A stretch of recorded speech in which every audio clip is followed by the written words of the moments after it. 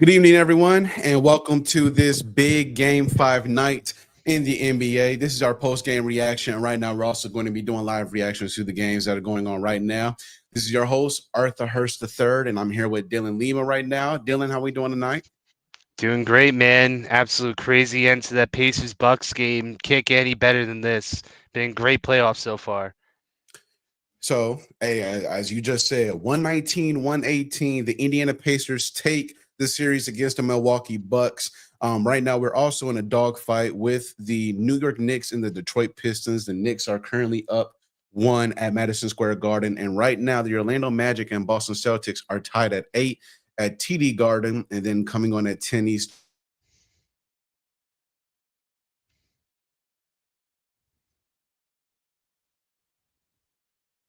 the Knicks at 11 Eastern.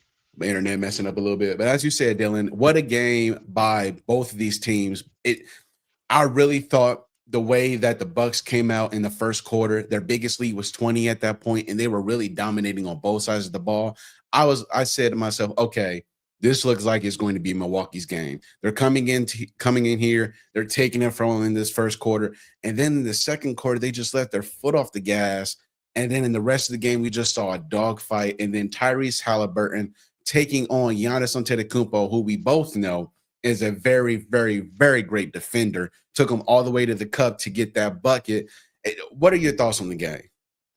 I mean, Giannis had a game in his career. You can't ask for any more from him. A 30-point triple-double, 20 rebounds, 13 assists. I mean, like you said, the Bucks had early control. They had a great lead, and then the Pacers brought themselves back into it little by little. And then again, it just comes down to the wire. Like when you need a closer, Halliburton showed you was able to close. And let's not forget about Gary Trent Jr. Because I mean, obviously we could talk about Damian Lillard sadly tore his Achilles, so the Bucks weren't at full strength. But Gary Trent Jr. coming up big when he needed to, even at the end with his little costly turnover that ultimately costed them the game. But again, it's just such a beautiful back and forth. I'm a big fan of Halliburton, and Pacers move on, plain and simple. And it's like you said, Gary Trent Jr., he had 33 points. At one point in time, he was 0 of 7 from three and then finished the game 8 of 17. Talk about, not giving up on your shot and your team saying, no, we want you to shoot the ball. There was even a point in time in that second quarter where where Antetokounmpo had a post up and he picked up his dribble and he passed it to Gary Trent Jr. And Gary Trent didn't shoot it. And he said, nah, man, like shoot the ball. Like that's what we want you to do here. We need you to shoot those threes. And as you said, a costly turnover. I mean, you saw it, he had it in his hand, right? But I think he was just so distracted by the fact that, the defense is coming.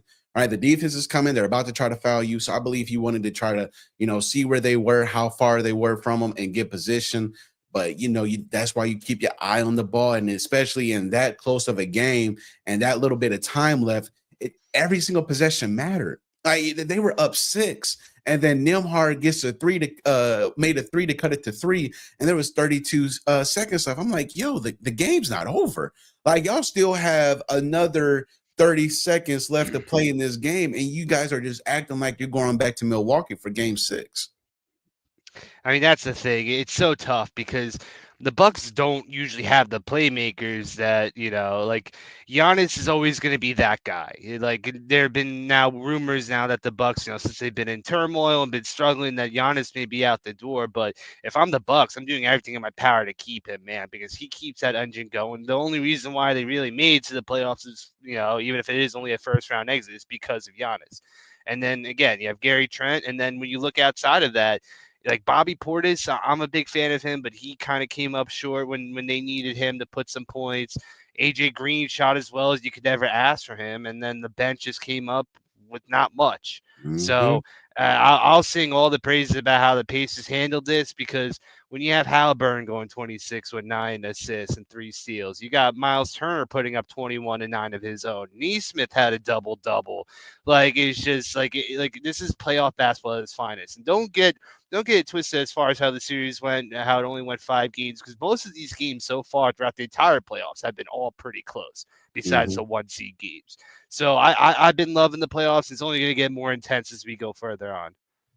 And you talk about the starters, but we both know this. If you watch enough basketball, you know that TJ McConnell off the bench is a complete menace against whoever he's playing. Like he's definitely that guy where the Indiana Pacers like, oh, lucky, we are happy to have him because you give 18 off of 7 of 11 shooting, and you know that he loves the mid range, he loves to go inside the paint. Right. Let me see. He went 4 for 4 from the free throw line. And so that's another added piece and another guy that you just got to worry about. It's just this little short white boy, but everybody knows that he's a freaking dog, especially on the offensive end. He's just like you need a wily white dude. That kind of reminds me of a JJ Redick, where he's just a savvy vet. He gets you buckets when he needs them, plays hard defense, and again, he was definitely a difference maker on the bench when the Bucks had none. So all the credit to the Pacers, and they move on. I'm definitely excited to see. Who knows if they'll shake things up at the Cavs? I doubt it, but you never know. They're a good team. Damian Lillard, right? Pointed on to it a little bit ago. He goes down for the rest of the series. He tried to come back and give it his all, but he went down with the ACL injury, and that's a huge loss for this Milwaukee team because you just watched this game again. Giannis did everything he could. Gary Trent Jr. He ended up, pulling his weight until that turnover. But when you have somebody like Kyle Kuzma not showing up, when you have somebody like Brooke Lopez who has to go to the bench now and place for Bobby Portis because he's not doing what he needs to do defensively for his team in this series. It's just like, dang, like, okay, Damian Lillard, what is the plan going to be with him, especially if Giannis decides to leave? Like, that's the biggest question mark. And we've been talking about Antetokounmpo leaving for the last 2 or 3 seasons, possibly. And so now when it looks like, dang, this might be the year where he pulls the plug on this franchise and goes, now we're all wondering, okay, well, what's Damian Lillard going to do? That's so tough too because he was coming off the deep vein thrombosis, the blood clots, and he's kind of had Achilles like problems beforehand. So I like this. I mean, it's you don't like to think it, but I just imagine just the combination of getting older. He's in his mid 30s. He's not the same young in his prime dude that he was before, and having another crucial Achilles injury. It's like that's arguably the worst injury you could have when you're constantly on your feet, running, jumping, pivoting. Like you need your feet to do all that. So having your Achilles tear once again, Giannis has no incentive to stay. Damian Lillard was supposed to be that savior when Drew Holiday got traded away to, be his partner in crime, to be that 1-2 punch. And fact of the matter is, we're seeing it more and more is that you need a full cohesive team. You can't just rely on a 2 stars, maybe a big three if you're lucky, and then have just lesser talent around. It's just you need a cohesive team, including bench players, and it's just tough. I mean, it's like at this point, do you cut your losses? Do you blow it up? Do you start it all over again? I think you have to. The Milwaukee's not like a free agent destination, unless if they're willing to pony up more money, which, especially with the luxury tax, and I just don't see how this works. And you talk about Damian Lillard and what they added at that point guard position in Milwaukee was an all-star, right? A guy who could score like no other. He can shoot from range. He can get into the hole. But then you lose something in Drew Holiday, which was he's a big defensive guard, right? And when you're talking about in this series where you need somebody to make sure that they hold Halliburton to close to it's not, you can't say nothing, right? It's Tyrese Halliburton. He's an all-star. He's a really good player, even though many consider him to be the most overrated player according to the NBA votes, NBA player votes that were put out to the public just this past week. But Drew Holiday was that lockdown guard, especially on the perimeter. And you see what he's doing now in Boston. Now, yes, they had Derek White. They have Jaylen Brown, who's a really good defender, Jason Tatum as well. But Drew Holiday just continues to prove how he's one of, if not the most underrated player in the NBA, because here's this guy who he doesn't give you all of that scoring, right? But his defense, you cannot question what he gives you on that side of the ball. Oh, without a doubt. And going back to Halliburton, I it's so funny with him because my biggest gripe with Halliburton is that he is very inconsistent. Like he'll give you some games, he'll give you 30 plus, he'll give you your 10 plus assists, and he may not even turn over the ball some games. Like he can be very small with the ball, but then other games he feels like he needs to put it all in his hands, and when his shots aren't going down, he just feels like he has to keep on shooting them and shooting them. What I liked about Holiday, especially as a Celtics fan, watching him as like a mature, older vet, he knows his place in the offense. He knows he doesn't have to do too much. He just needs to make an impact when he needs to make an impact. So, especially on the defensive side of the ball, when he could have used someone to stop Halliburton is just running circles around them all. So, it is definitely that give and take. And also, it didn't help that the Bucks got rid of Middleton. I know Middleton's kind of washed, and he's not what he used to be when they're on that finals run. But they needed they just always needed more scoring. That's what Lillard was supposed to fix. And, it's just, it doesn't look like it worked out at all. And it's just, what do you do? Who's to say? I think you might just have to get whatever you can get out of Giannis this offseason and start over. We got a few comments. We got Barry Grant Jr. What's up, boss man? Hope you're doing all right. Hope to see you tonight in here. And then we got Tim of the Boston Sports Summit talking about that Giannis is soft and the most overrated player. See, Tim, look, dog, I love you. Right now, I need you to worry about your Boston Celtics because right now y'all losing to the Orlando Magic by 6. It's only 6 points and it's only the first quarter. And I think there's a very big chance that the Celtics close this series out tonight. But man, worry about your daggone Jason Tatum and Jaylen Brown and the Celtics over here talking about Giannis Antetokounmpo is soft and the most overrated player. That's insane. I mean, the only thing, like you can't, like, it's so hard to say that after a 30-point triple double with 20 plus. Like, it's just so, like, one of the games that you picked to do that when they got pushed to overtime to keep alive is just tough.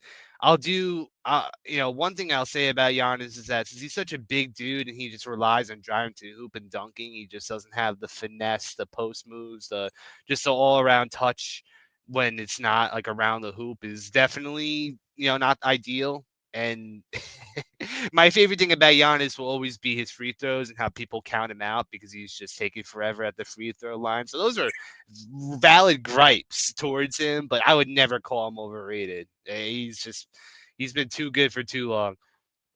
So right now, one of the biggest things that we've seen in this playoffs and in this first round is these have been very physical matchups. Right. These have been very physical matchups. Milwaukee and Indiana. You see Bobby Portis getting in everybody's face. You see Miles Turner bickering and barking at each other. You saw how Tyrese Halliburton and Damian Lillard were getting in each other's faces game 1 and game 2. And here we are right now with Detroit and the New York Knicks with Cade Cunningham at the free throw line and Detroit up 3 in Madison Square Garden. That's another very physical series that we've had so far, with the Knicks being a 3-1 in that series. What have you seen so far with from the Knicks and how they can possibly close this one out tonight? I think for me, it's one of those things where the Pistons have pulled away a couple times in some of these games, but they just couldn't close out. The Knicks stay resilient. They stay, the hard, and they stick to their fashion and game.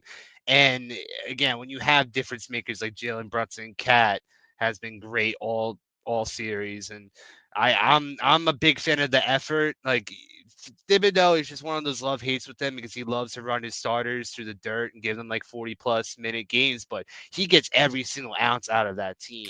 When it comes to the Pistons, it feels like the Cade show more often than not. Tobias Harris will give you buckets here and there. What was it? Asar Thompson is the Thompson brother on the Pistons. He's very good too. And Tim Hardaway, just get him out, man. I'm sick of seeing Tim Hardaway Jr. The most inefficient shooter. He'll give you 30 points on 35 shots. I'm sick of him, quite frankly. But he some way somehow sneaks into the playoffs on one team or another. So it's just the Pistons don't have enough firepower unless Cade is the one that's giving you the 30, 35 point game. No, that's for sure. And what we're also seeing is how we know this. Jalen Brunson is very, very physical, and it doesn't matter who's guarding him. You talked about it. I saw Thompson as guarding him throughout the series, Cade Cunningham, and the way that this short guy is just able to still bully his way to the bucket and get himself to the free throw line. It just shows a fierceness and ferocity that he plays with, and New York loves it, And another guy that really shows it is Josh Hart. Like this guy, his heart is I know it hurts after every game. I know his body hurts after every game. I know he has to have an oxygen tank on standby after every game because he just goes out full force on every single team he's on. But this Knicks team is something special. Every fast break or every opportunity he has, he's going full speed to the bucket. More 9 times out of 10 is going to be a finish. He draws some sort of contact that doesn't get called. But when you have those two who are I would say they're leading dogs, right? They're the ones who are the most hard on this team, in my opinion. Dante DiVincenzo, he was another guy that came off the bench that really gave them that. When you have those two being able to lead the charge in the spirit that they do, this team, I believe, is a really dangerous team to beat. Oh, without a doubt. I mean, if things continue as they are, we will see a Celtics Knicks second round, and that's going to be a crazy series. I do respect the Knicks a lot. I think, again, you have the amazing crowd that is, Madison Square Garden. You have, just a big talent because like Cal Anthony Towns is kind of like the button on top as far as how their offense goes. Like, sometimes I feel like Cat doesn't give it his all as far as physicality and when you need him on defense, but when like he'll get you a bucket. He'll get there. Like he does a lot. He unlocks a lot as far as getting the other players open on the team because I do love Josh Hart. He's arguably one of the most underrated players on this Knicks team. And OG Anunoby's he brings that defensive intensity too. So it's definitely like as far as starting five goes, the Knicks have a very good starting five. Once it gets to the bench, that's when I start questioning it because I'm never a fan sorry, who was it? Campaign. Sorry, I just don't. I don't like Campaign. Deuce McBride. He's like like when he's hot, you got to cover him, but sometimes you don't really have to. I think the sneaky X factor for the Knicks is their size. Because especially for the Celtics, like outside of Kristaps, outside of Al Horford, Cornette's like the only other big guy. And when it comes to physicality, the Knicks could show that they have a high intensity and edge. So I think it could go 6 or 7. Of course, I still got my Celtics, but it will definitely be a good series without a doubt. Well, right now your Celtics are down 4 to the Orlando Magic. What's up, Guido? How are you doing, Mike? We are doing well. Could you believe that ending? Dude, look, me and Dylan was talking about that for a little bit. I really thought the Milwaukee Bucks were going to win that one. I saw the way that they came out in that first quarter. They were up 20. And then in the second quarter, it's like they just took their foot off the gas. Right. And I'm just watching the rest of that game. It's just like, dang, Giannis is really out here trying to do everything. Defensively, he's trying to rim protect. And then the Pacers are putting him in pick and roll opportunities to take him away from the rim. So he won't be able to send shots, in the stands, right? Mm-hmm. And then on offense, he's trying to, get guys involved. He's trying to get his own shots, but the paint is closed, right? He has 3 bodies around him every single time, it feels like, trying to slap that ball out of his hands, and he can't go and score the way he wants to. Gary Trent had himself a heck of a game, but then has a mental, miscue right there on that last play on the turnover, and then Tyrese Halliburton takes one of the best defenders that we've seen in the modern era and probably in history, Giannis Antetokounmpo, all the way to the rim. Again, no rim protection. That's where Brook Lopez, and the question mark with him this series was like, you're one of our best defenders, and we can't count on you to be in here, especially end of games when we really need you. Yeah. Yeah. No, it was crazy, dude. I mean, like that game, I'll say this, that game was the perfect representation of the 2 coaches in that series, right? You saw, like, we all like to talk shit about Doc Rivers, right? Because like he, fails to perform in the playoffs and all that stuff. Like I get it, right? But how disciplined are the Indiana Pacers with Rick Carlisle, right? Like they are just like, they kind of let the game come to them. They don't have anybody that really dominates throughout an entire game, right? Tyrese Halliburton is their best player, but you never kind of get the impression that the ball needs to be in his hands at all times, right? Like that's kind of the impression I get from the Pacers. And again, like the Pacers are going to play my Cavs in the next round, right? The Pacers scare me, dude, for that reason. They do. They scare me for that reason because every night a different guy can kill you. So, you know, I'm not looking forward to that. I thought it was hilarious how Gary Trent, who had as good a game as anybody in that game, I mean, the mistake he made, he just simply didn't catch the basketball. Like that's so bizarre. Like it's not like and Indiana's defense was pressing. That's one thing. But Gary Trent was standing by himself and he just didn't catch the basketball. That's crazy. It's crazy. So nuts. I think the beauty of how it can all encapsulate is the fact that the way that the Pacers played it, they wanted to make sure they'll let anyone else kill them but Giannis. Giannis had his game as good as it did. They just allowed Gary Trent Jr. to shoot. Because, like, if we're going to let him dictate the game, we'll live by that. If Gary Trent Jr. just goes by 40 points and just can't miss a three, we'll live by that. We'll make sure we'll block down the paint. There's zero spacing to allow Giannis game where he gets going because he is that engine.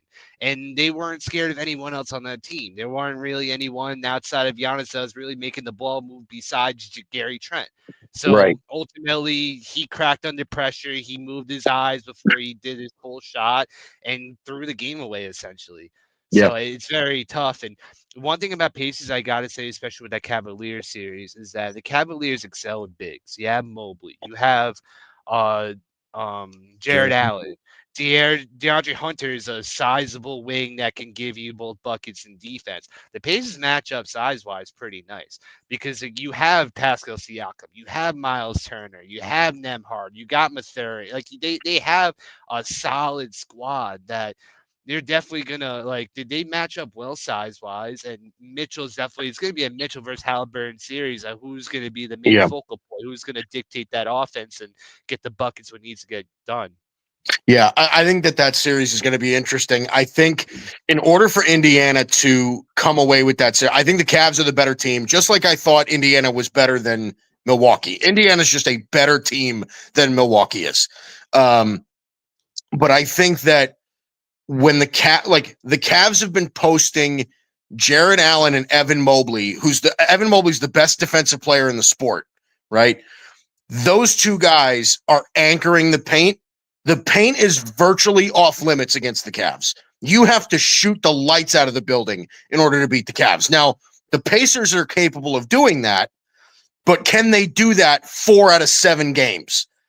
And that's I think the deciding factor. I mean, the Cavs mollywopped the Heat, right? Like that's and again, the Pacers are beyond they're a way better team than Miami is, especially with what Miami gave up, during the season, right? Giving up Jimmy Butler and everything like that. Like the Heat were happy to be there, but the Cavs dominated them every night. So I think the Cavs are playing good basketball right now. I think Indiana, as good as basketball as they're playing, I agree with you, Dylan, that I think they match up pretty well. But I also think a lot has to go right for Indiana. Shots have to fall in order for them to compete against Cleveland in the next round. That's the impression I get. No, that's totally fair. I mean, Halliburton, I was saying with Arthur before we were talking, Halliburton, his biggest problem is consistency. If he was consistently giving you 30 points, 10 assists every night with minimal turnovers, then their paces are such a hard out. But McConnell has Halliburton has a tough time when his shots aren't going down, how to facilitate the offense. He feels like he needs to make his shots, and he'll have some nights where he'll go like 2 for 15, 3 for 17, and just keep on missing from threes. He'll still get his assists, but it's very like sometimes. What a playmaker has to realize when his shot isn't going, how can I make the offense move without me having to he wasn't outrageously efficient tonight. I mean, Halliburton didn't shoot the ball all that well tonight. I mean, what was he, 2 for 10 from beyond the arc? I think he did not shoot the ball all that well, but again, to his credit, he made the shots when it mattered. Andrew Nembhard hit a bomb to get that game back to competitive. So that was listen, it was a great comeback by Indiana. And that's, I think, that's something that Indiana has needed to deal with that Cleveland has not. Is Indiana has had to deal with coming back in games, playing a team that's close to their talent level. Cleveland is, was kind of riding the high against Miami, and now they're going to have to play, a much better Indiana team. So that's going to be something to look at without a doubt. And it goes back to your discipline point about both of the teams that you said earlier, Mike, because they were up 7 with like 40-something seconds left. And then Nembhard cashes that 3 to cut it to 4. I'm like, yo, like, what are we doing? Like, the game is not over yet. Like, we know, especially those last few minutes feels like an eternity. So fouls are happening now. People are being a lot more physical. The ball, it seems to go a certain team's way. It's like, no, like y'all think y'all have this wrapped up. Y'all think that y'all are going back to Milwaukee for game 6. Nah, man, these guys compete to the last buzzer. So that was disappointing for me to see. It was like, dang, y'all just fell apart like that in under a minute. Like, and that's the thing. It was truly like, it was truly them falling apart, right? Because even in that scenario, we understand the reputation that Doc Rivers teams have and the playoff woes and all of that stuff. What would have brought Indiana back in that game was an utter collapse. They needed a couple of turnovers, some missed shots, right? Like, that's what they needed. Indiana literally got everything they needed in that spot, right? It was under a minute. They were down by 7. Like, you need a turnover. You need some missed shots. Like, you need some missed free throw. And that's what they got. That's what they got. They hit a bunch of big shots. Milwaukee made mistakes. And that's that. That's the story. So, such a crazy game, dude. Such a crazy ending to that game. And now we get to watch the Knicks potentially force a game 6 in Detroit. Well, I should say the Pistons force a game 6 in Detroit. This has actually been, I feel like, and I'm interested to hear what you guys think about this. I feel like the Detroit Knicks series has been, the Knicks are up 3-1, but this has been a much more interesting series than 3-1 represents. Yeah. The Pistons are a physical team, dude. They beat the hell out of you. Without a doubt. They've been all close games pretty much. There may have been one game that had a multiple possession difference, but it ultimately, we were talking also just about how the Pistons struggle to close. They're a young team. There's one of those things where experience and veteran, just that veteran mentality where you've been there before matters so much in the NBA, especially when the Pistons, when they just won their first playoff game since 2008. This is a very young team that doesn't know what it's like to get punched in the mouth and come back the next game and just try to just take it game by game. While the Knicks, I mean, Karl-Anthony Towns has been in the playoffs for like multiple years. Same with Brunson, same with OG. Like, the Knicks are a very battle-hardened team when you look at the players, and even though this is their first year together as a starting 5, they're just a very high-energy, physical team as well. And again, not to mention the talent that Brunson and Cat have. They're so much better that if Cade Cunningham's not giving you his 30 plus, where else on that Pistons team are you going to be getting those points from? Right. You're just not going to see that. Yeah, I'm so glad that we're seeing Cade Cunningham finally sort of like come into himself a little bit. You know what I mean? Like, this dude balls. And we really, we saw that from him, at the start of his career. But now I think you're actually seeing like a potential like big time star, because that kid really does everything. There's a real, chance that Cade Cunningham turns into one of the real premium players in this league. So I'm glad to see that he's doing what he's doing. What's interesting about this series as well, and it's, honestly a great example in this game as well, is Jalen Brunson has not been the difference maker that we've seen in years past, right? Or even earlier this season. Jalen Brunson has had several really tough shooting nights, and the Knicks are still kind of finding ways to win despite that. So I think it's interesting the way that the Knicks are winning these games, are staying competitive in these games. Because again, these Pistons are not, like, obviously they're not Denver, right? But this is a team that, like you said, they're physical. They've got fight in them. They're fairly young. They're crazy athletic. I mean, I'm ridiculously impressed by guys like Asar Thompson and those guys, the way that they make their difference. So it's interesting the way that they stay competitive in these games, even though Jalen Brunson has not really been, the best version of himself in this series. And a part of that is because Detroit has a lot of guys that can guard him. Yeah. You got Cade, you got Dennis Schroeder, you got Asar Thompson, you got Malik Beasley, you got you have depth that can make him work for it and have no problem being physical right back with him. And I mean, again, you said it yourself. You're seeing it in the series. You're seeing it in this game. He can't get to his shots. He can't get to that mid-range as easy as he possibly can. Right. Unless you get like a real, ticky-tack foul on the Pistons. But, that's where also your depth also matters if you're the Knicks. That's where guys like Josh Hart matter. That's where guys like Mikal Bridges matter. Deuce, Cameron Payne, Mitchell Robinson on the boards. Like, you guys have to pull your own weight here because this is a true test. And whoever you have to play next series is going to be another test. Whether it's, the Orlando Magic or the Boston Celtics. Right.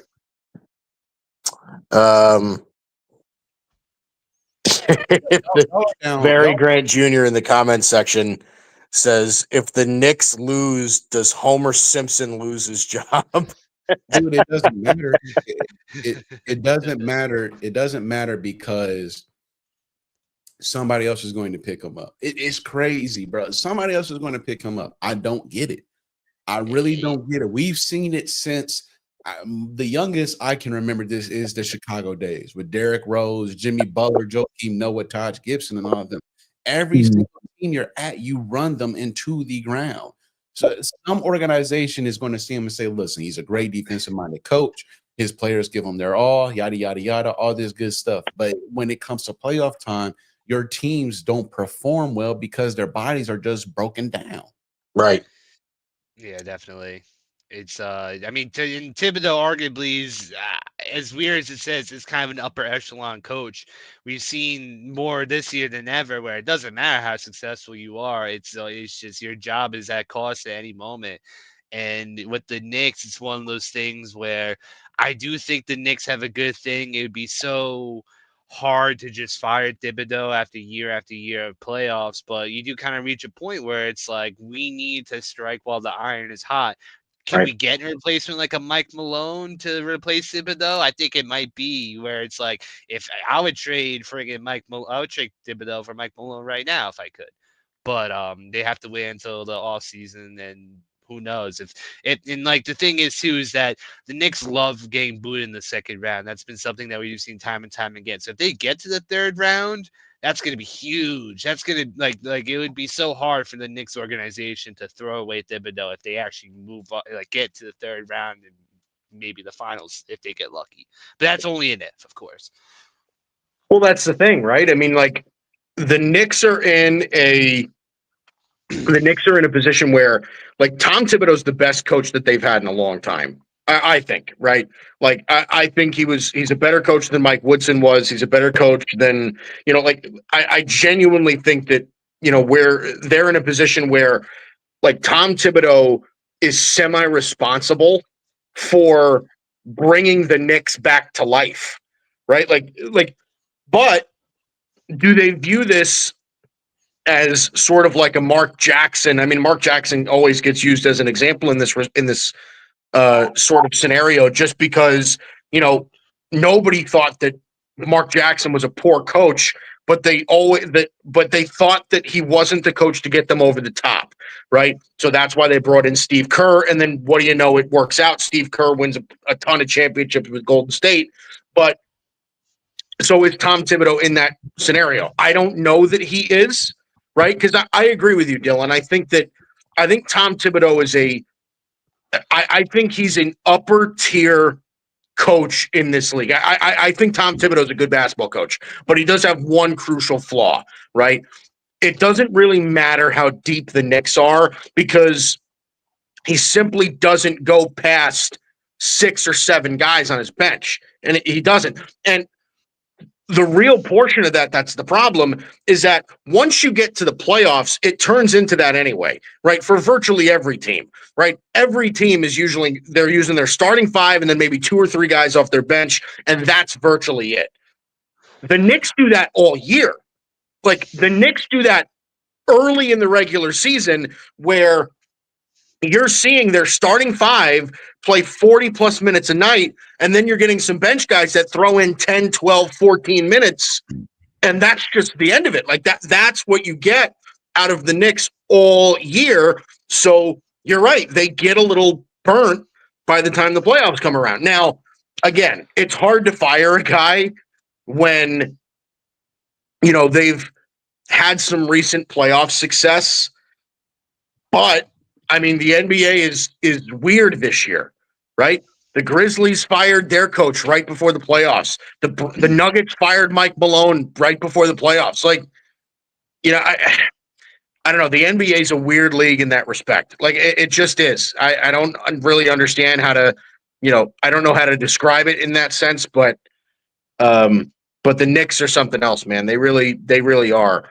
And I think Tom Thibodeau has, like I said, been semi-responsible for that, for their sort of ascension into relevancy. But who knows?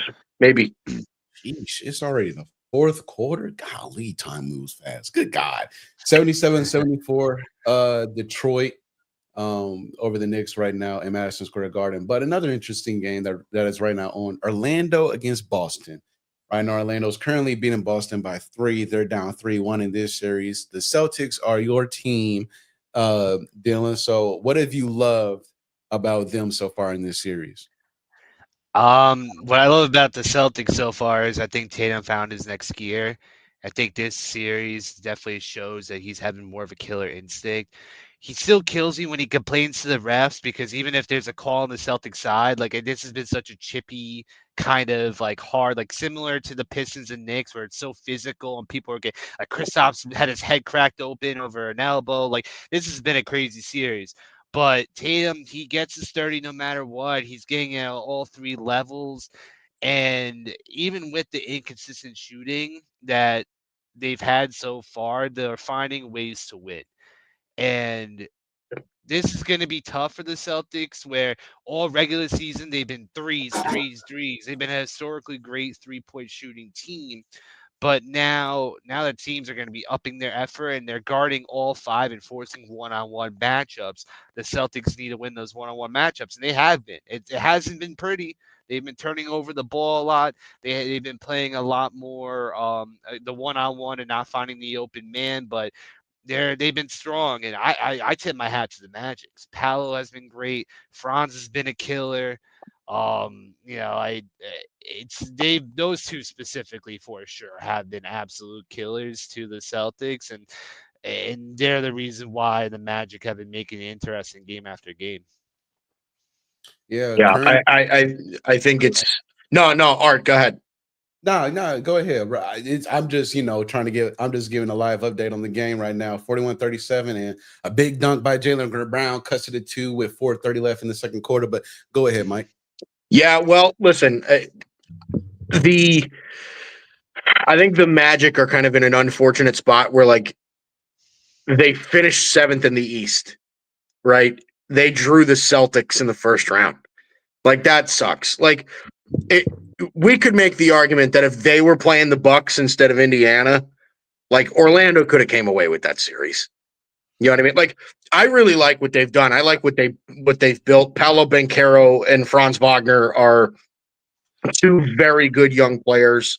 And I do like, they're the future of that franchise. They're gonna be there for a long time, I'd imagine.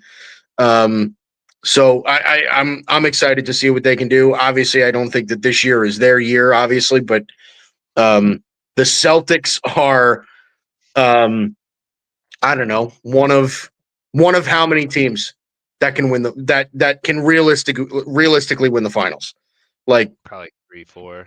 4? 3. Who would you say, Dylan? I mean, Cavaliers, Thunder, Celtics, and then I mean that's like the obvious three. I mean, I believe in Magic, so on a magical run, if they could somehow get past the Celtics, why wouldn't they be a team to consider?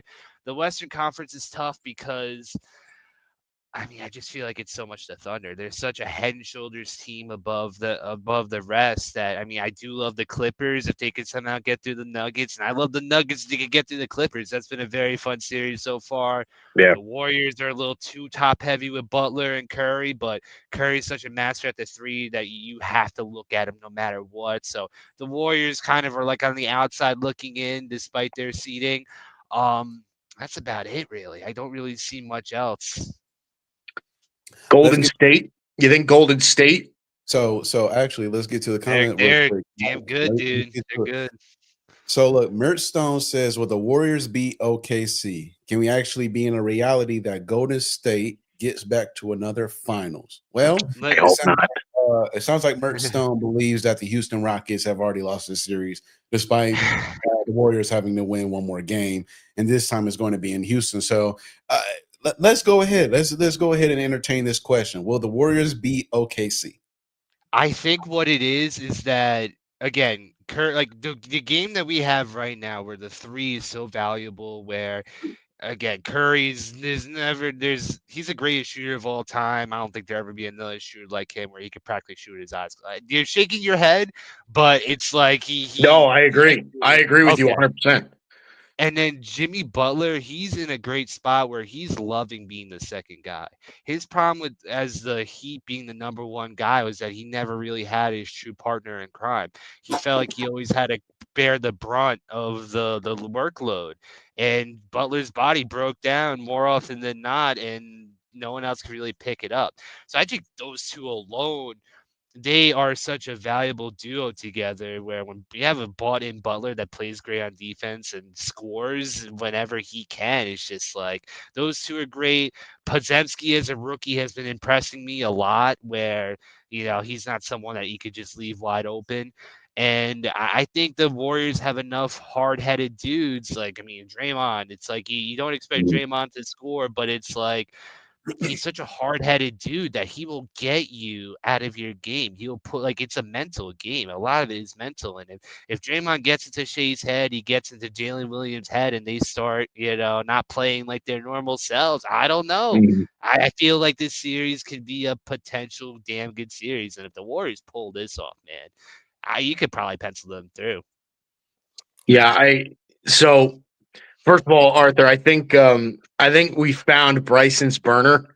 Like I think Murstone might just secretly be Bryson. Hey, I'm not gonna lie, that's exactly what I was thinking. I'm like, who in the hell typed this? Never mind. Let me just stop here. I think we found Bryson Carver's burner account. Anyway, I don't got it there, sadly. So yeah.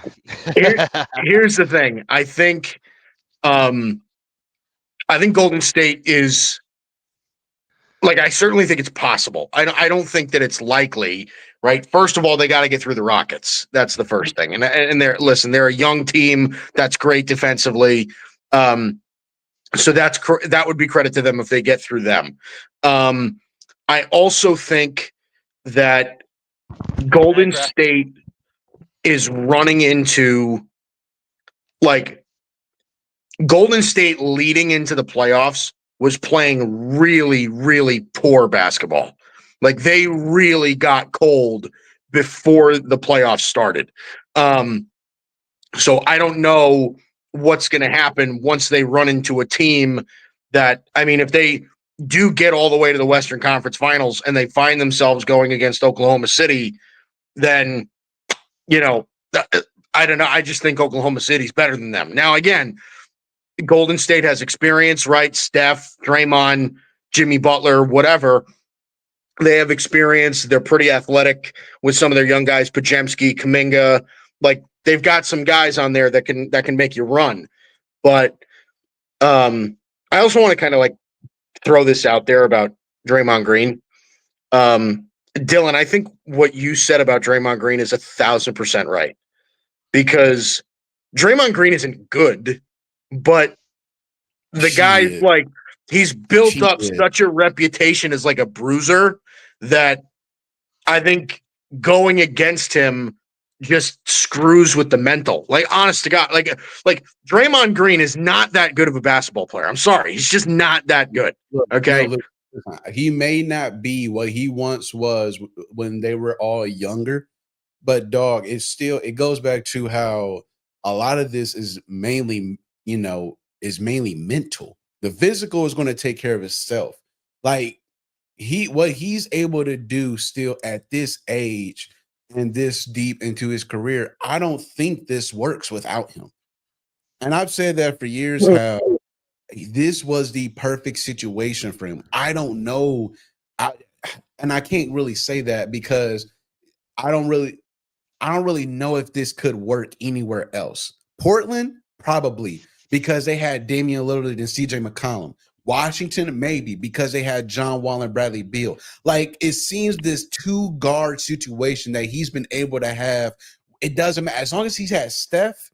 It doesn't matter. But now he's got Steph and Jimmy, and then he has also Pajimski, and now he's got Buddy Hield. It's like Golden State always finds a way to have some sort of roster that just fits their game plan and they just flow. Like, guys, you got Jimmy Butler coming off of cuts and stuff, and the way the ball is able to just move around on this team, that doesn't happen without Draymond Green. So I'll say he's not as good as he once was, but I can't say that he's still not legit. I can't say that if it's not for him, they're not up 3-1. Because even though I believe Sengun trying to challenge him one-on-one last night for that last winning shot, for that potential game-winning shot against him, he still stopped them. He still stopped them close to the free throw line, forcing them to a tough shot from far away from the hoop, and it's just there goes the ball game. So, but I get it. I get it. It's not pretty. Like Draymond Green's game right now is just not as pretty as it once was. He does seem like he flails a lot and stuff like that, but it works, bro. It works. It sucks to say because it's annoying to see and watch, but it works. I mean, we definitely have exhaustion with Steph Curry for sure. I mean, he's just one of those dudes that just transcends what we expect from a basketball player. And it just can't be understated what his gravity is on the court. You never see Steph Curry wide open. In fact, you always see bodies on bodies getting thrown at him. And that Jimmy Butler acquisition midway through the season was definitely the big kick in the butt the Warriors needed, because if they didn't get Butler, they wouldn't even be here right now. They were looking outside, looking in on the play-in. So yeah, it's like, and he is a good foil where he's that high energy, defensive minded dude that also can just kick dudes in the butt. One, like, I've been a Butler hater. I mean, I look at, like, I'm a Celtics fan. I hate him when he was on the Heat. It was more of a respect hate more than anything. But I do love how he can also be kind of a glue guy through his assholery. Like, he's been just shitting on Buddy Hield, telling him that he's like the worst player and that he's an idiot. But but again, we're getting some great games out of Buddy Hield. That is just one of those things where if you could get the most out of Buddy Hield, God bless you. Because it's just like, I always saw some funny video where it's like on catch and shoot threes, Buddy Hield's like 80%. But then when he takes one dribble, his percentage goes down to like 11%. And he just can't stop dribbling the damn ball. He can't just be like, hey, buddy, catch the ball and shoot it. And he just can't do that. He feels like he needs to be the dribbler, be someone that can get past people. And I get it. It's fun trying to dribble and get through guys. When you get stripped right. like how he did 2 games ago in a crucial moment, when all they had to do was just move the ball around to stay ahead, like, or at least stay in it. It's just like, come on, dude. And Butler is just that funny guy where he could just be a loudmouth and do what he likes. So I think that a lot of it is vibes. A lot of it is just that hard-headed thing. And the Thunder, they're as close as they ever are to making that next step and at least make it to the finals. But there's always something so weird about fate in the NBA where sometimes it's just not your time yet. You have all the talent, but then your youth shows, especially if things aren't going right. And the Warriors, they're as battle-hardened as you could get. And I keep on emphasizing that because I saw in my own Celtics, where as a young team, upstart, they look amazing. They'll have their crazy runs, but when times got tough and they couldn't find their way to make their offense, they couldn't get it done. And they finally got over their hump. But it took years of doing that to get it over the hump. And the Thunder, they could very well do it all in one shot. But if they go up against the Warriors, who's to say? Yeah. Yeah. I don't know, man. I've always been such a Draymond hater. I just, I've always been a Draymond hater, dude. But listen, I'm a Cavs fan. You know what I mean? I hate that guy. I do. Yeah.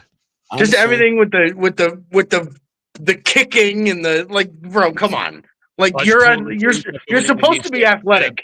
Like stop flailing around like you got 3 legs. It's crazy. We got another comment in here. Shout out to Derpy Entertainment. Thanks for tuning in. Is it true that Boston fans eat crap for a living? Probably. I mean, hey man. Probably. We eat W's. We eat championships. So that's if you can care about your crap, I care about Winston, whatever he did with that. Yeah, I mean these dubs all day. We got another comment in here from the same old Merchstone again. We're going to call this just Bryson Carver's burner account at this point. This is Bryson's burner. Because I can literally hear him say this. I can literally hear him say it. Call me crazy, guys, but I want to hear from you. Am I crazy to believe the Lakers will force a game 7? The Wolves have not been better this series. It's the Lakers' mistakes. 3 or 4 games they control. I just want to ask that person, what the hell have they been watching? Because I don't get that at all. I don't get that this is just Lakers' mistakes. And no, I get that this is the Timberwolves literally taking the games from them. Like, majority of this has been the T-Wolves when it counts. I said this to you guys a few days ago, and I said this to a few other people after that blunder of a loss that the Lakers had in that last game. The Timberwolves know who their guy is. It's Anthony Edwards. They all know that he's the number 1 guy. But they also understand that they have to pull their weight. Julius Randle understands that I've got a 40-year-old on me or anybody on this team on me. I'm going to go be physical. Nas Reed shows that, look, I am an outside threat. And I'm not known for my defense, but damn it, I'm a lock in and play some defense.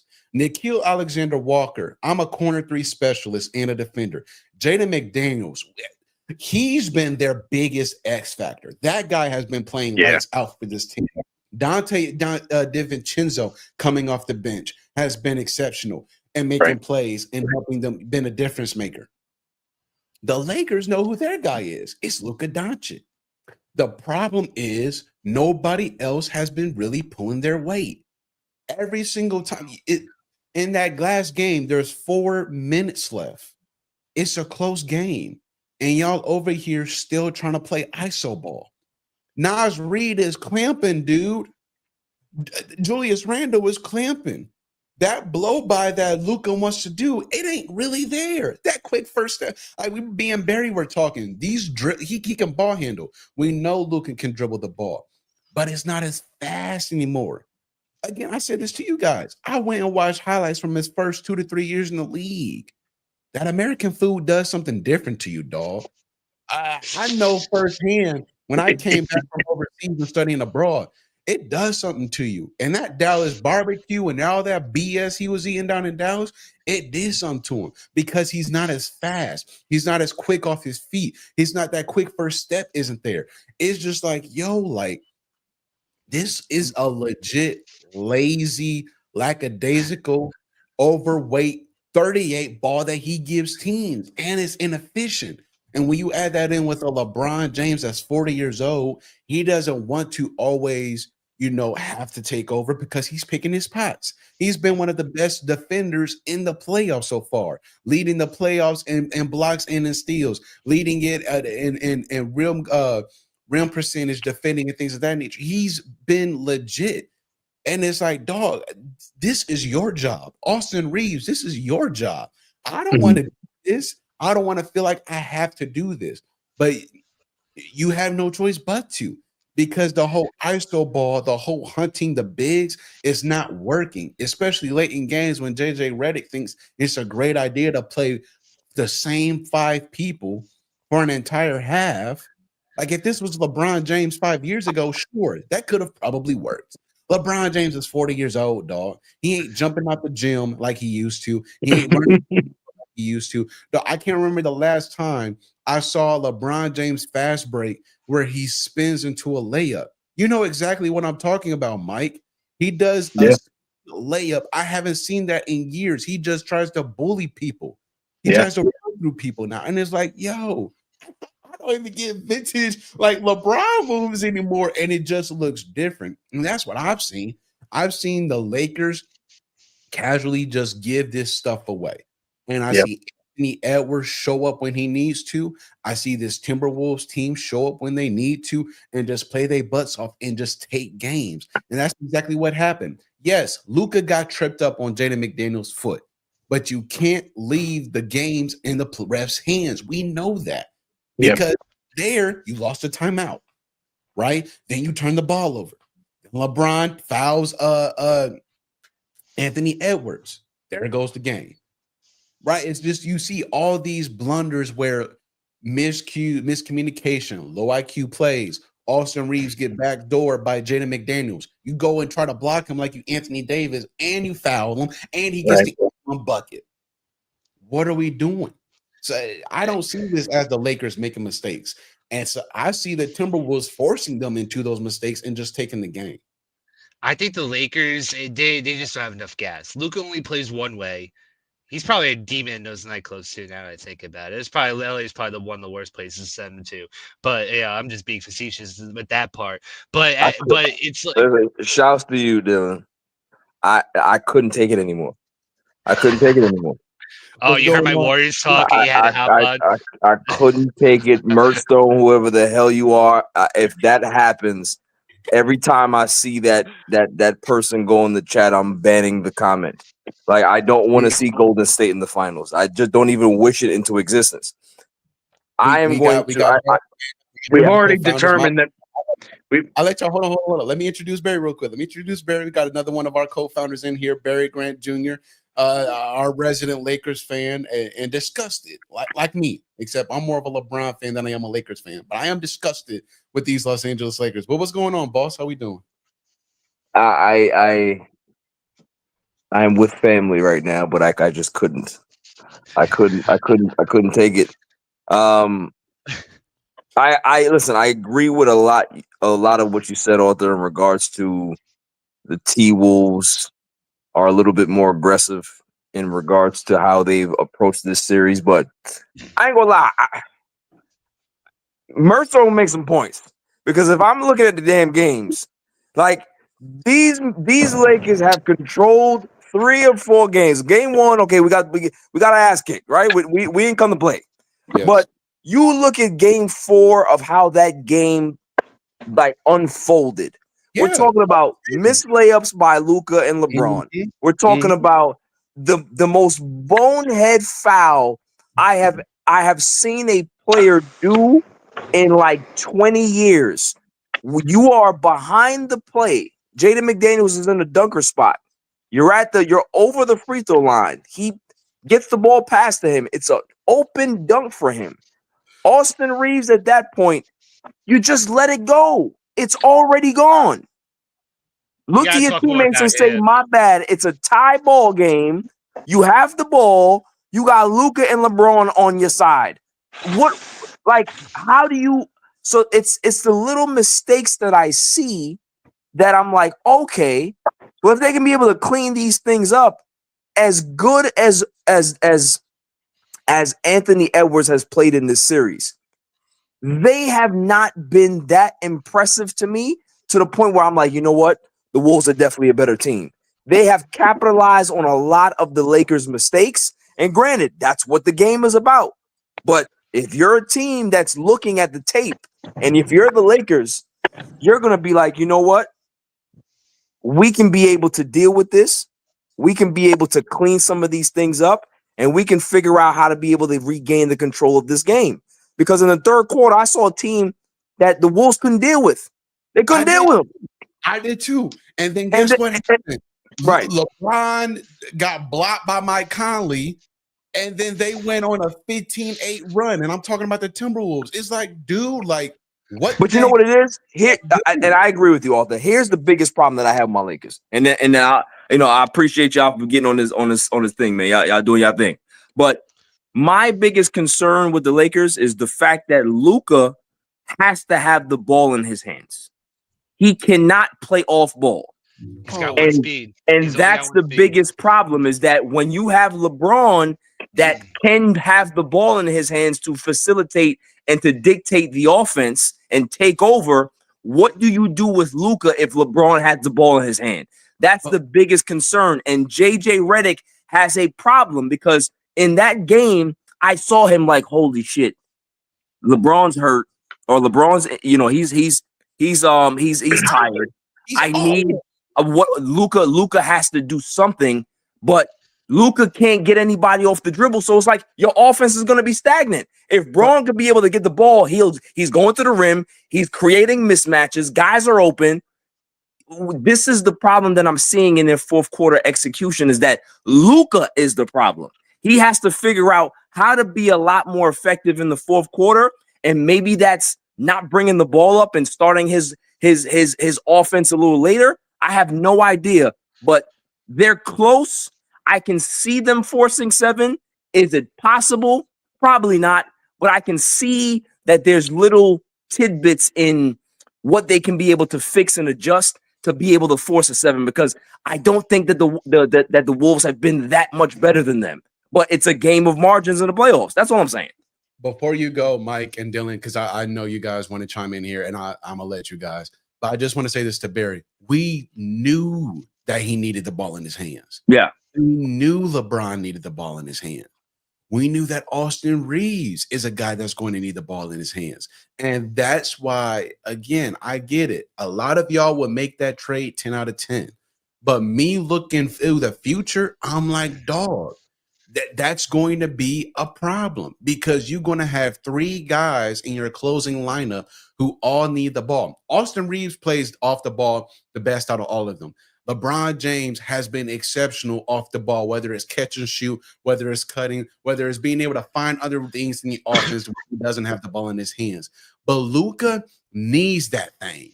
And he's going to try to do whatever he want to do. He's going to try to dance. He's going to try to create for himself. And that was my thing, was like, look, in the future, come playoff time, I'm not worried about the regular season. Like, y'all can have the regular season. I'm worried about what happens in the playoffs. And the Timberwolves know that he's going to have the ball. Why? Because LeBron James ain't taking the ball. LeBron ain't saying, yo, here, give me the thing. Austin Reeves not saying, here, give me the thing. What are they doing? They're finding Rudy Gobert. They're finding Naz Reid. They're finding Julius Randle. They're trying to find somebody that a big that Luka can toy with on an ISO. The problem is like you and I said, that blow by ain't there. Also, Jaden McDaniels blitzing every single time Luka's in a bad position on the court, either getting strips, making him force turnovers, and it's just like, yo, like that's what I'm saying. Yes, the Lakers are making mistakes, but I believe it's because the Wolves are forcing them into those mistakes. That's fair. That's fair. Last thing, and then I'm gonna get off here. I think I think what JJ Redick needs to do, and I've seen it as well, and I'm gonna get off, and I want to hear y'all talk about it a little bit, is that maybe Austin Reeves needs to be the 6th man. I think that breaking that trio up and making Austin Reeves control the second unit is going to give that team more firepower that they need in that second unit, because I can't see Luka and Reeves on the court all the time. They can be on the court, yes, but the whole fourth quarter, you saw the glaring defensive deficiencies between the both of them, and you have to try to mask it as much as possible. So I think that going forward, that if he's going to make a change to the lineup, because he hasn't announced his lineup, and that makes me think that he's tweaking it and he might do what I'm asking, that might be the best route for this team to be able to have a chance to force a 7, because Vando needs to be in the starting lineup. I'm telling you right now. He has to be in the starting lineup. He's the only one that can be able to be long enough not to stop Anthony Edwards, but he has been the best defender on Anthony Edwards in regards to the Lakers all season. So that's what I want to see. I hope JJ sees it. Love y'all, and I'm out. Bro. Have a good night, dog. Thanks for coming on. Good night, Yes, Barry. sir.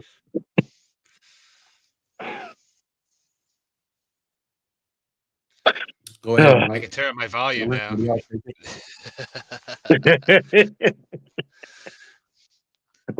Look, I think it's possible. I do, because I don't want to, I grew up with one real, like, general rule. You never count out LeBron James. Okay. I think that, yeah, Luka's the guy right now for the Lakers, right? He's young, ridiculously good. We get all that. Okay. I think that there's a real possibility that for the next 3 games, we get full throttle LeBron James and it goes the distance. Honest to God. Like, I think there's a real possibility that just LeBron for the next 3 games just lays it all out. Honest to God. Like I really think that that's a real possibility, because he's done it his entire career. I don't understand why he wouldn't do it now. So that's the first thing.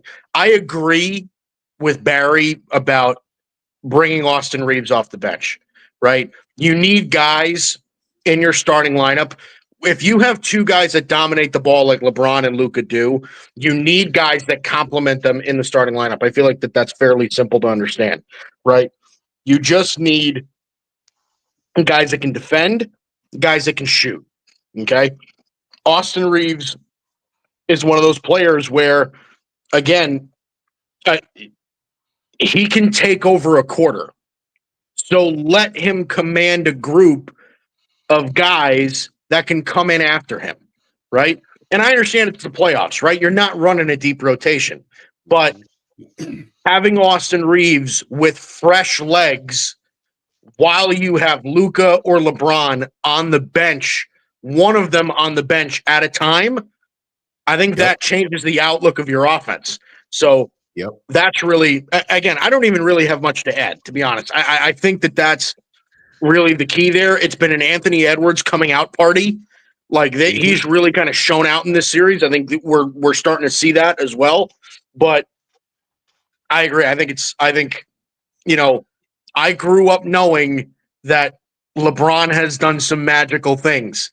So I'm not ruling that out. LeBron still got it too. You can't totally count him out. And I wanted to get to that point too, and Barry was going on his big rant about Reeves, because it does feel like they're too, between him and Doncic, they're too redundant on the court at the same time. So I could definitely see him have that rotation of a ball dominant guard mixed with LeBron doing what he does best, is just taking over the game.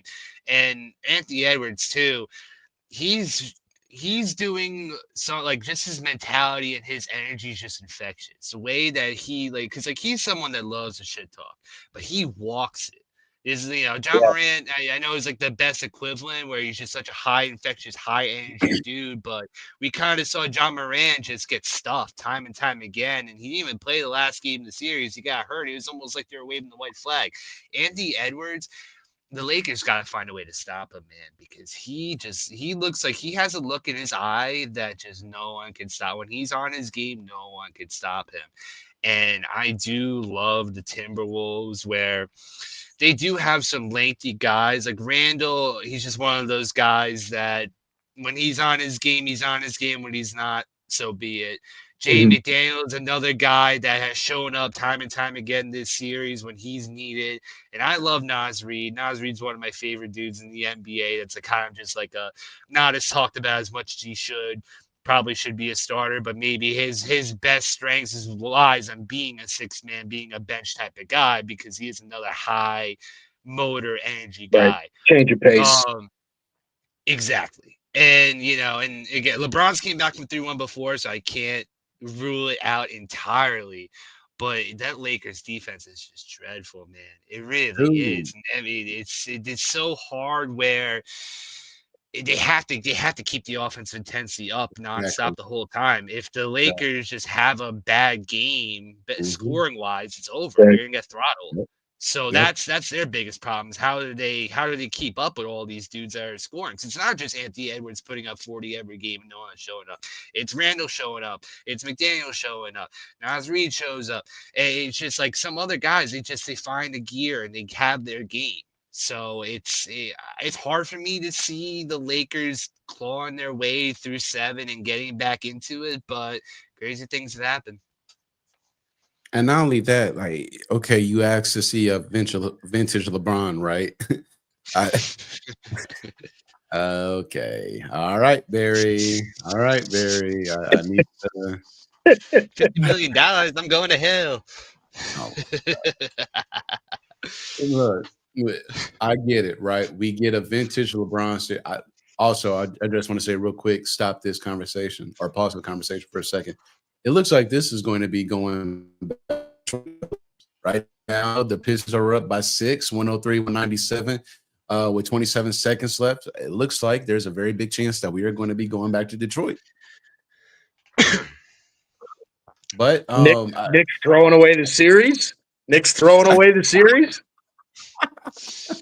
but look, you get a vintage LeBron performance. Cool. Let's entertain the conversation. Hold on, I'm gonna Let's be say right they back. get this. All right, buddy. Let's say they get this to 7, right, Mike?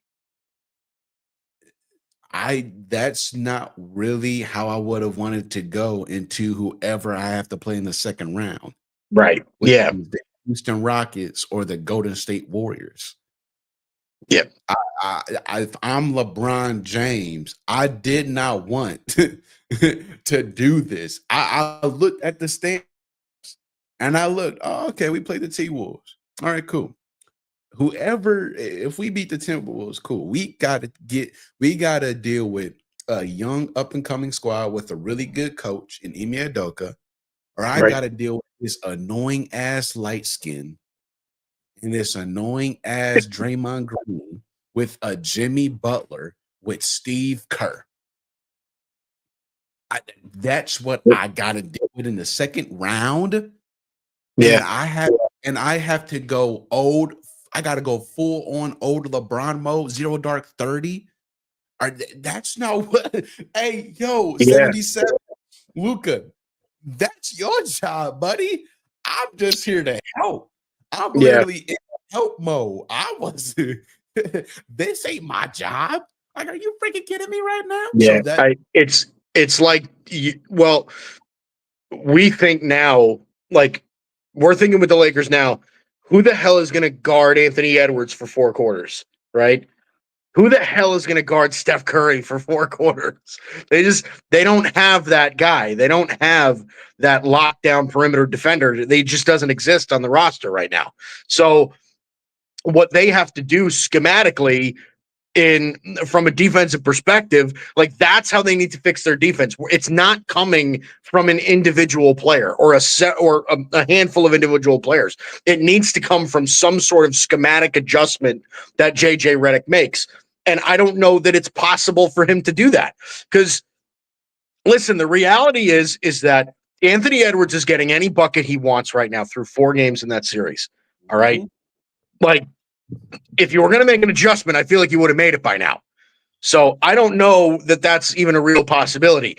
The reality is for them is that they need to be as efficient as they've ever been on the offensive side to make sure they don't have to kill themselves on the defensive end trying to accomplish something that they know that they can't, right? Like, you need Luka to drop 40 on 60% from the field, right? You need LeBron to drop 30, 35 on 60 or 70% from the field. Like, that's what you need. Listen, that's up here. Like, that's a standard and an expectation that is, pretty far out there. but that's what you need. You need to outshoot them. You need to outscore them. You know what I mean? So that's really it. Take better shots, don't turn the ball over, and then you get yourself back into a series. But I don't know. I don't know. I don't like the matchup for them anyway. In either way, right? Because Yeah, no. Houston's the best defensive team in the league, right? Mhm. The Rockets are the best defensive team in the league. They're young, they're stupid, right? They're too stupid to realize how good they are, right? So the Rockets are young, they're stupid, they're fast as hell, right? So I am not like, you know, I don't love the matchup there, and I agree with you. Steph Curry has been torturing LeBron for the majority of his career.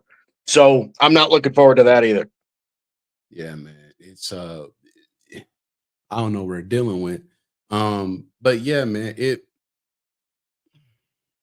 they needed to win that game. That's how I felt. I was like, okay, y'all needed to win this one. Go back to LA, win game 5, and I believe you can get game 6 in Minnesota. And if you don't get game 6, you can go back to game 7 in LA feeling really, really good about yourself with the fact that you playing in front of your home court fans. But Right.